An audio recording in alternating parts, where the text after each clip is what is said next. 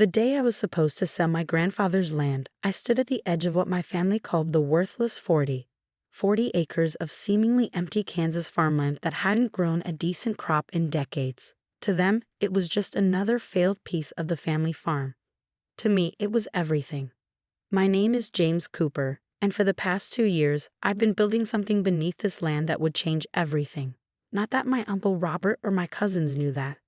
They thought I was just another failed engineer, too sentimental to let go of Grandpa's worthless inheritance. Look who finally showed up. Uncle Robert's voice boomed across the field. He stood by his shiny new pickup truck, dressed like he was heading to a business meeting rather than standing in the middle of farmland, ready to sign away this dust bowl and join the real world. I forced a smile, remembering Grandpa's last words to me. Patience, Ginny. Sometimes the best revenge is letting them think they've won. 2 years earlier, I'd inherited this piece of land while my uncle and cousins got the valuable parts of the farm.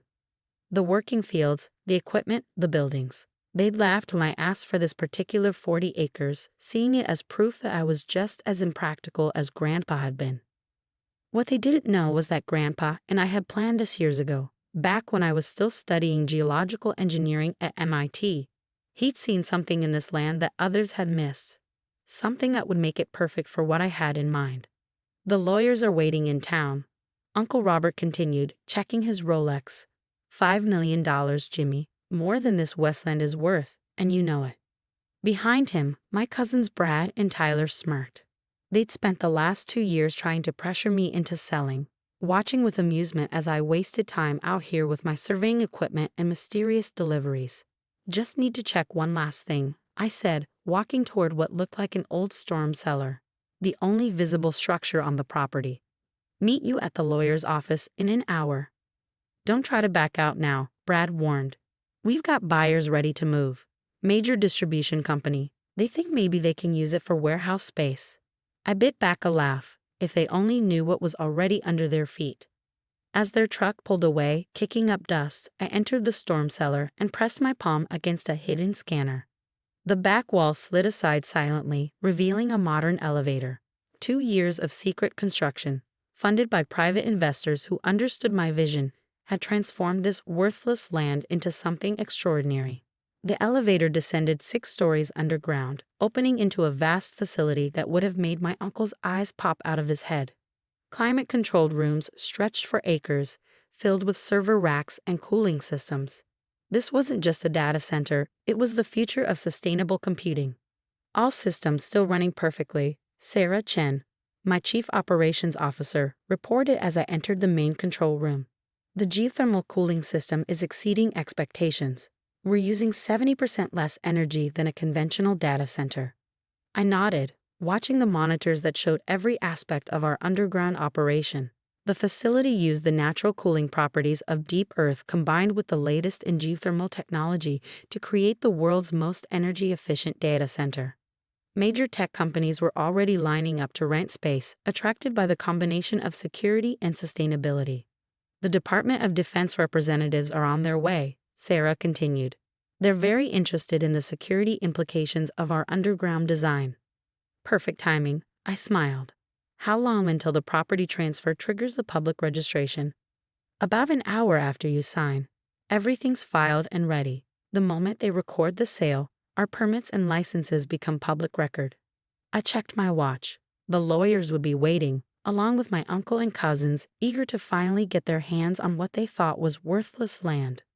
They had no idea they were about to become the laughingstock of the business world.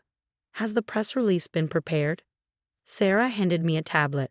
Ready to go. Revolutionary underground data center opens in Kansas. World's most energy-efficient computing facility valued at $2 billion. $2 billion. That's what analysts estimated the facility was worth, between the advanced technology, the perfect location, and the long-term contracts we'd already secured. My uncle was about to sell his rights to the surface land for $5 million, thinking he was taking advantage of my sentimentality. The elevator hummed as I returned to the surface. Through the high-tech security cameras, I watched my uncle's truck returning, probably wondering why I was late to the signing. "Where have you been?" he demanded as I approached the lawyer's office in town. "Don't tell me you're having second thoughts about selling this worthless piece off." No second thoughts, I cut him off, entering the office. Let's get this done. The next hour was a blur of paperwork and signatures. My uncle and cousins could barely contain their glee as they watched me sign away what they thought was just empty land. The buyers, a shell company I created, were represented by proxy, everything handled through lawyers. Well, that's that, Uncle Robert said as the final papers were signed. Maybe now you can get a real job instead of playing around with your little surveys and experiments. I checked my phone. The property transfer had been recorded. Any minute now. Right on cue, every phone in the room started buzzing. News alerts, messages, emails, all sharing the same shocking announcement about the revolutionary underground facility that had just gone public. Uncle Robert's face turned white as he read the headlines. $2 billion? Turns out it wasn't so worthless after all, I said calmly. Amazing what you can build underground with 2 years and the right vision. By the way, you might want to turn on the business news. I hear they're doing a special report on the future of sustainable computing. Brad grabbed his phone, frantically scrolling. This is impossible. We've been watching that land. There's nothing there. Nothing you could see, I corrected. But then, you never did look beyond the surface, did you? Too busy laughing at Grandpa's worthless inheritance to notice the geological surveys, the construction equipment, the power lines being laid. You can't do this, Tyler sputtered. We just sold our rights to the surface land, yes, for exactly what you thought it was worth. The underground facility. That belongs to Cooper Sustainable Technologies, my company. Built with private investment and fully permitted 2 years ago. Check the records. They're all public now. Uncle Robert slumped in his chair, realization dawning. Your grandfather, he knew about this possibility, didn't he? That's why he left you this particular piece of land. I smiled, remembering long conversations with Grandpa about geology, sustainable energy, and the future of technology. He knew the land's real value wasn't in what you could grow on top of it, but then he always said some people can only see what's right in front of them. Walking out of the lawyer's office, I felt a weight lift from my shoulders. 2 years of secrecy, of enduring their mockery while building something revolutionary, had finally paid off. But this was just the beginning. The facility wasn't just about proving my family wrong. It was about changing how the world thought about sustainable technology. And now finally, I could show everyone what we built. Sarah was waiting in the car outside, ready for the press conference. I looked back at the office where my uncle and cousins were still staring at their phones in shock. Ready. It's time to show the world what you can build on worthless land. The press conference was held right on the property, with hundreds of reporters gathered around what appeared to be nothing more than an old storm cellar in an empty field. News helicopters circled overhead, trying to spot any sign of the revolutionary facility that had suddenly appeared in their business alerts. Ladies and gentlemen, I began, standing at a podium with Sarah beside me. Welcome to the future of sustainable computing. As if on cue, the ground began to vibrate slightly. Behind me, sections of the earth slowly separated, revealing massive glass panels set into the ground. Through them, reporters could see the first level of our facility, a stunning array of servers and cooling systems, all bathed in soft blue light. What you're seeing is just the surface. Quite literally, I continued.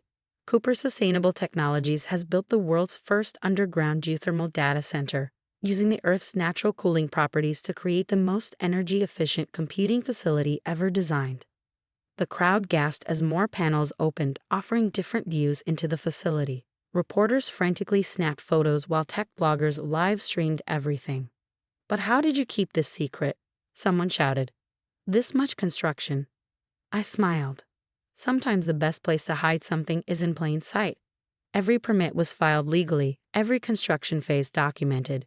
We just let people see what they expected to see, a worthless piece of land where nothing interesting could possibly be happening.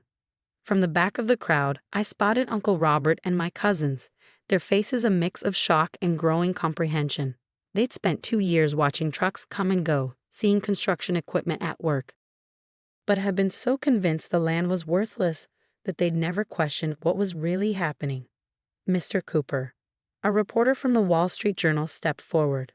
Sources say you've already secured contracts with major tech companies and possibly the Department of Defense. Can you confirm? Before I could answer, A convoy of black SUVs pulled up.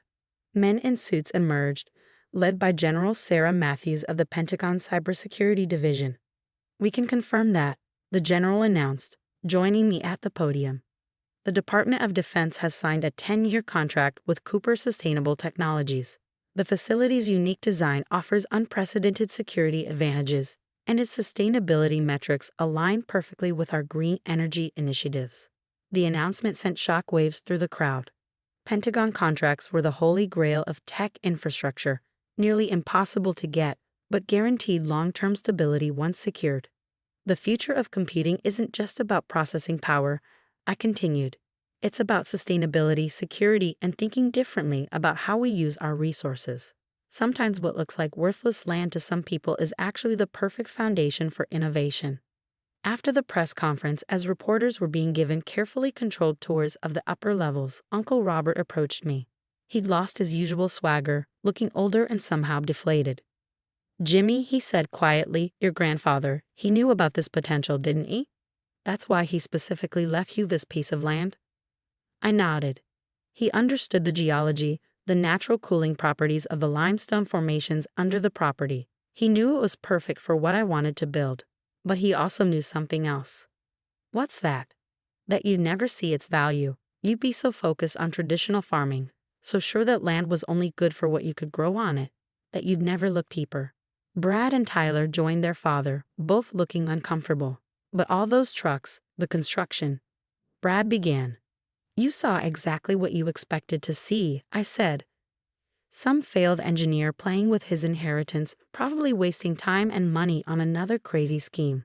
Just like you thought Grandpa was crazy for keeping this worthless piece of land all those years." "We were wrong," Tyler admitted, surprising me. "About the land, about you, about everything."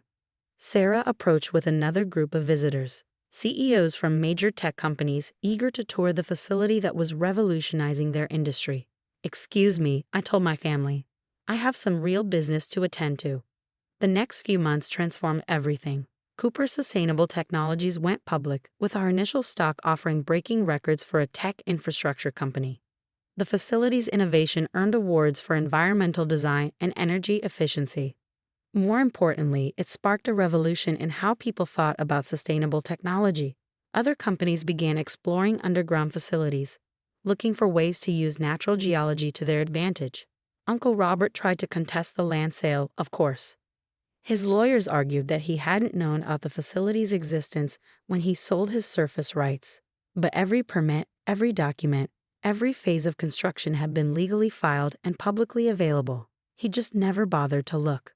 "Your cousin's quite something," I overheard General Matthews telling Brad at a facility tour 6 months later. "He saw potential where everyone else saw worthless land. That's the kind of vision we need in this country." Brad's face reddened. "Yeah, we kind of missed that."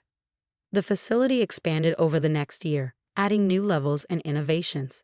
We bought surrounding properties, paying fair market value, unlike my uncle's attempted lowball purchase of my land, and built a sustainable technology campus that transformed the region.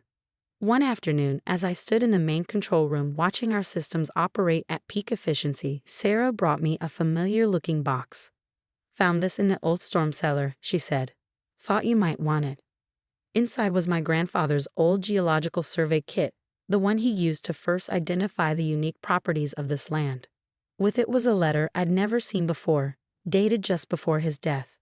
"Dear Jimmy, by now you've probably built something amazing on that worthless 40 acres. I knew you would. Not just because you understood the science, but because you understood something more important. That true value isn't always visible on the surface. Your uncle and cousins will probably be angry when they realize what they missed. That's natural. But remember what I taught you. Success isn't about proving others wrong. It's about proving yourself right. I left you that land not just because it was perfect for your vision, but because you were the only one who ever looked beyond its surface value. You saw possibilities where others saw limitations. Build something that matters, Jimmy, something that will last. And remember, sometimes the best revenge isn't in rubbing their noses in their mistakes, but in showing them a better way forward. Love, Grandpa." I looked up from the letter to see Uncle Robert standing in the doorway of the control room. He aged in the past year, the family's embarrassment over missing such an obvious opportunity weighing heavily on him. Your grandfather was a smart man, he said softly. I just never understood his kind of smart. Would you like a tour? I offered. A real one this time, not just the parts we show the press. He nodded, and for the next hour, I showed him everything. The innovative cooling systems, the geothermal generators, the security features that had impressed the Pentagon. For the first time, he actually listened. We were so wrong, he said finally, watching the servers hum efficiently in their underground home. Not just about the land, but about you. About everything. It's not about being wrong or right, I told him, remembering Grandpa's letter. It's about being willing to see possibilities. Sometimes they're hiding right under our feet.